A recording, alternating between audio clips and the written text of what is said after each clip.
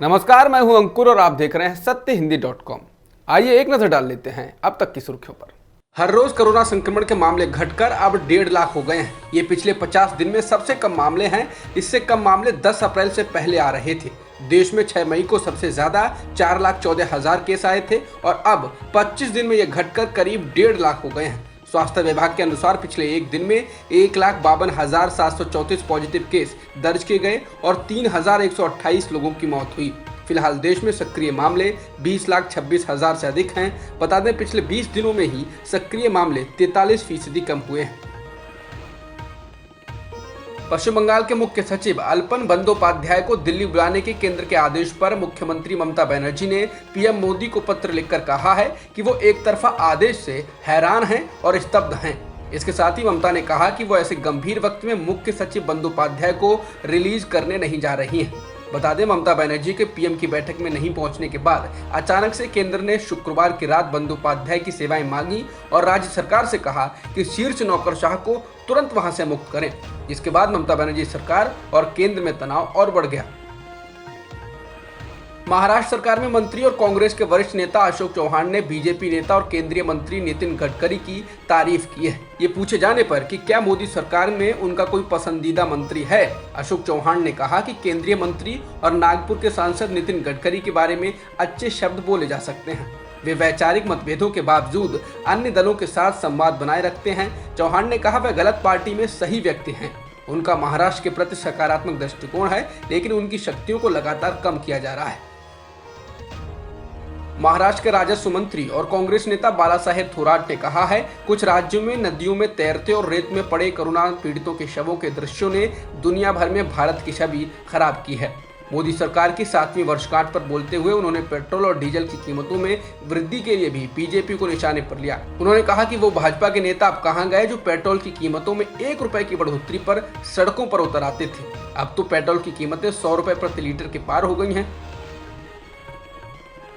गंगा नदी में सैकड़ों शव मिलते रहने की खबरों के बीच अब 2 लोगों द्वारा राप्ती नदी में एक शव को फेंके जाने की वीडियो सामने आई है। सोशल मीडिया पर इस वीडियो के वायरल होने के बाद बलरामपुर के स्वास्थ्य विभाग ने इस मामले की पुष्टि की है और बलरामपुर पुलिस ने भी स्वास्थ्य विभाग के हवाले का जिक्र किया। जिसके बाद मृतक के भतीजे और एम्बुलेंस कर्मी पर कोरोना प्रोटोकॉल का उल्लंघन करने के जुर्म में एफआईआर दर्ज कर ली गई और दोनों को गिरफ्तार भी कर लिया गया। शव सिद्धार्थनगर जिले के शोहरतगढ़ के रहने वाले प्रेमनाथ मिश्र का बताया गया। यूपी के महोबा से भी शर्मनाक घटना सामने आई। यहाँ एक किसान की तबीयत खराब थी। उनका बेटा उन्हें जिला अस्पताल लेकर पहुंचा। यहाँ डॉक्टरों ने उन्हें मृत घोषित कर दिया। जिसके बाद पुलिस को शव को पोस्टमार्टम के लिए भेजना था, लेकिन जब उन्हें शव को ले जाने के लिए एम्बुलेंस नहीं मिली तो उन्होंने कूड़ा गाड़ी में ही शव को डालकर भेज दिया। मामला बढ़ने पर अधिकारियों ने जाँच के आदेश दिए। उत्तर प्रदेश सरकार ने 1 जून से उन जिलों में लॉकडाउन में छूट देने का ऐलान किया है जहां कोरोना के सक्रिय मामले 600 से कम हैं। फिलहाल ऐसे 55 जिले हैं, यानी राज्य के बड़े हिस्सों में कोरोना लॉकडाउन की पाबंदियों में बड़ी छूट मिलेगी। इन जिलों में सुबह 7 से शाम 7 बजे तक बाजार खुलेंगे, लेकिन 20 जिले ऐसे हैं जहां कोरोना कर्फ्यू में कोई ढील नहीं दी जाएगी। ये जिले हैं लखनऊ, मेरठ, सहारनपुर, वाराणसी, गाजियाबाद, गोरखपुर, मुजफ्फरनगर, बरेली, नोएडा, बुलंदशहर, झांसी, प्रयागराज, लखीमपुर, सोनभद्र, जौनपुर, बागपत, मुरादाबाद, गाजीपुर, बिजनौर और देवरिया। इन जिलों में पाबंदियों में फिलहाल कोई ढील नहीं मिलेगी।